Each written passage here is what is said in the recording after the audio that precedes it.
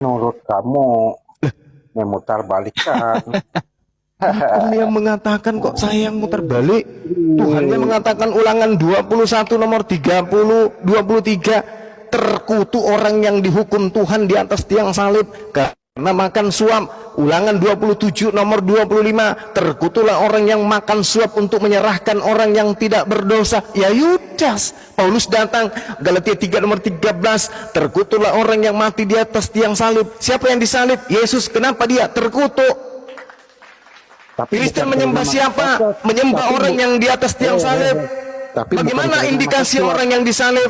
Dia pemakan suap, dia pengkhianat, dia menyerahkan orang yang tidak berdosa. Siapa dia? Yudas. Al-Quran mengatakan illa syaitanam marida. Tidak ada sembahan mereka kecuali hanyalah menyembah setan yang durhaka. Setan, Yudas apa? Yesus mengatakan Yudas adalah setan.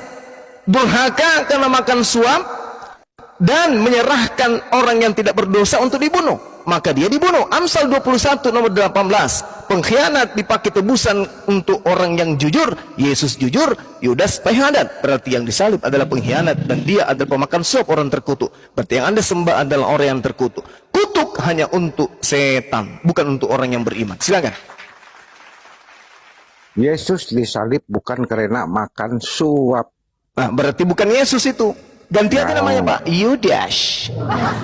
Yesus disalib bukan karena makan suap. Tidak ada penyaliban bagi orang jujur, Pak. Nggak ada. Yang disalib itu adalah orang terkutuk dikarenakan makan suap. Mau Anda ganti namanya Pak Bom-Bom, mau Anda ganti namanya Erben, mau Anda ganti namanya Pisidiking, tetap saja oknumnya sama, yaitu orang terkutuk, pengkhianat, pemakan suap yang dikutuk oleh Tuhan. Dan Yesus mengatakan dia adalah setan. Hancur hancur konten, kalau makan suap ya setan, tetapi Yesus tidak makan suap. Yesus tidak makan suap. Kalau Yesus tidak makan suap, berarti yang disalib bukan Yesus. Allahu Akbar. Coba diperjelas lagi deh, coba ini. Pak Jaya, Pak Jaya, Ya. yang terkutuk itu Yudas atau Yesus? Yudas terkutuk juga. Dua-duanya. Karena dia makan suap, makanya mati. Baik, baik. Siapakah yang mengutuk Yesus? Coba Pak Jaya, siapa yang mengutuk Yesus? Sesuai firman di kitab Keluaran tadi. Siapa itu yang mengutuk Yesus? Ya sesuai firman, siapa dikatakan di situ. Ya, Sudah siapa? dibacakan tadi. Kenapa dikutuk? Ya, karena dia makan suap.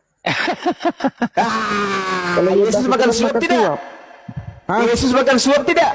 Tidak. Berarti yang disalib adalah Yesus.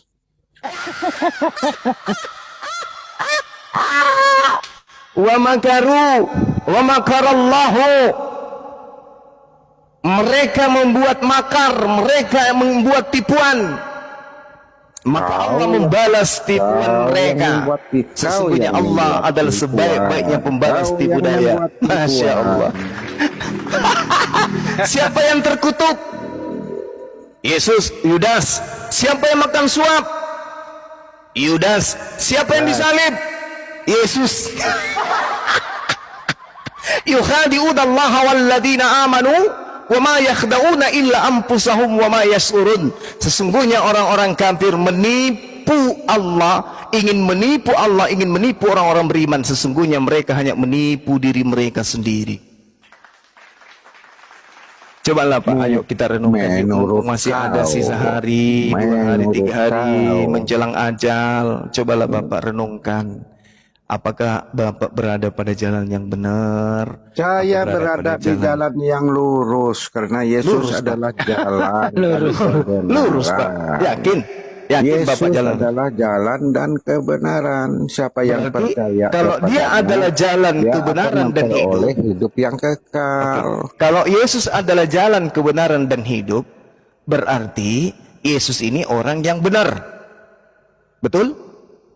Betul. Oke, Keluaran 23 nomor 7, jangan engkau membunuh orang yang benar. Boleh nggak Yesus dibunuh? Orang yang tidak benar yang membunuh orang benar. Loh, Sebenarnya tidak boleh. Tidak boleh sebenarnya. Perintahnya, jangan kau membunuh orang yang benar. Betul? Betul, betul. Kalau membunuh orang yang benar, itu dosa atau pahala? Dosa. Dosa. Dosa ya. Boleh tidak orang yang benar itu dibunuh? Tidak boleh, semestinya kan tidak boleh. Nah, tidak boleh. Kalau ada dia orang difitnah, benar, kalau ada kalau dipitnah, makanya istilah fitnah itu adalah pembunuhan yang keji. Yesus itu dipitnah. Berarti ketika kemudian Yesus difitnah untuk dibunuh di atas tiang salib, menurut Amsal 21 nomor 18, apa yang tertulis di sana, Pak? Bisa dibaca? Celakalah orang yang memfitnah itu. Oh, tidak begitu. Tanggung sendiri Orang akibatnya. fasik, Amsal 21, dengarkan Pak, Amsal 21. Orang fasik dipakai sebagai tebusan bagi orang yang jujur, dan pengkhianat sebagai ganti orang yang benar. Sekarang pertanyaan saya, Yesus orang fasik atau orang benar? Orang benar. Orang benar.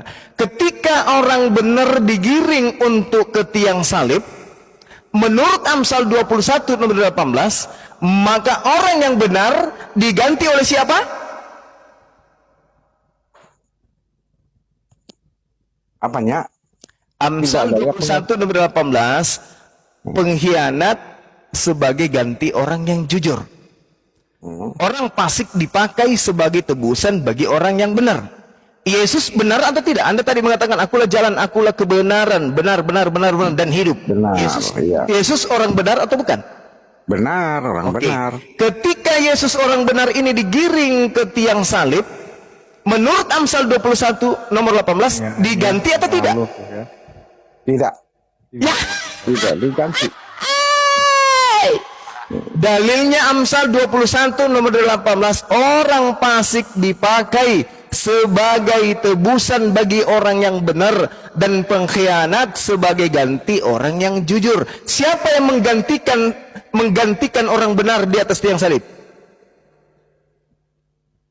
Pengkhianat? Maksudnya Ini Pak. Amsal 21 nomor 18, boleh Anda baca? Baca dulu Pak. Baca dulu Pak. 21 nomor 18. Belawan sambil dibantu temannya belawan, jangan diam aja. Jadi berhala dia di atas. Belawan itu bentar lagi syahadat. Misionarisme. 118 boleh baca Pak? Jadi ada satu misionarisme malam ini takluk di tangan Banjuma nih, belawan putra nih. Orang fasik dipakai sebagai tebusan. Siapa yang fasik antara Yesus dengan Yudas, Pak?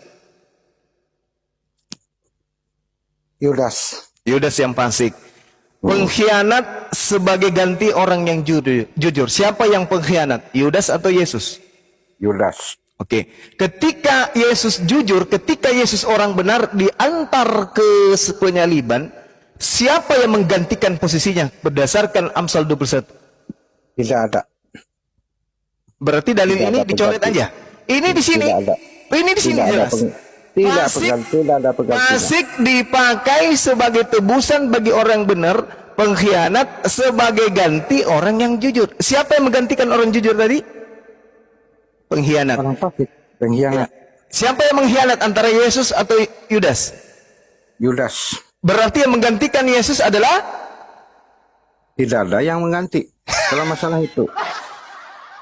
Jangan kita copot ayat yang di Amsal ini. Belum tentu untuk Yesus maksudnya itu. Masya Allah, Masya Allah. Wa ikhwanuhum yamuddunahum fil ghayyi thumma la yuqsirun.